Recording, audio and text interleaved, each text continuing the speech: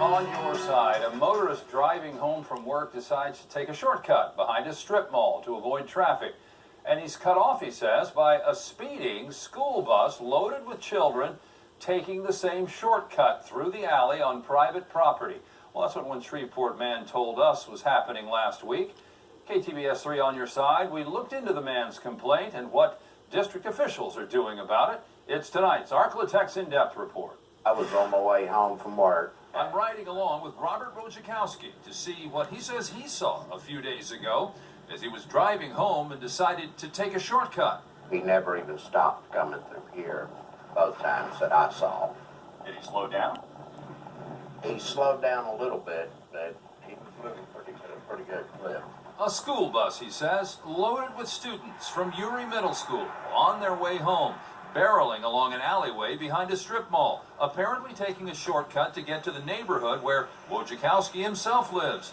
He says he didn't get a chance to pull out his phone and record what he saw, so he came back the next day and parked in the alley, and right on time,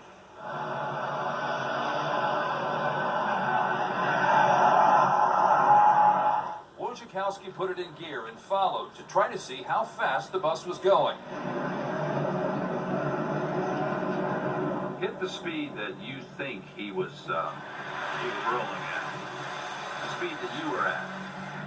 We're rolling along at 45 miles per hour. Normal on a city street, maybe. But Wojciechowski says through this narrow alleyway, over potholes, passing within feet of dumpsters, pallets, store employees taking out the trash, and construction workers, it's dangerously fast for a 20,000-pound bus loaded with kids. I'd never go that fast through there. He says he called the Caddo District office and got through to a transportation supervisor who listened to his complaint. The district spokesperson tells KTBS 3 today it's a mammoth job monitoring nearly 400 buses and their drivers carrying thousands of children. There's no small feat whenever it comes to running 385 buses on a given day, 22,000 kids going through our school system. So we know it's a very large feat for parents to put their safety of their children in our hands. Wood says transportation supervisors use GPS and interview drivers to investigate every complaint.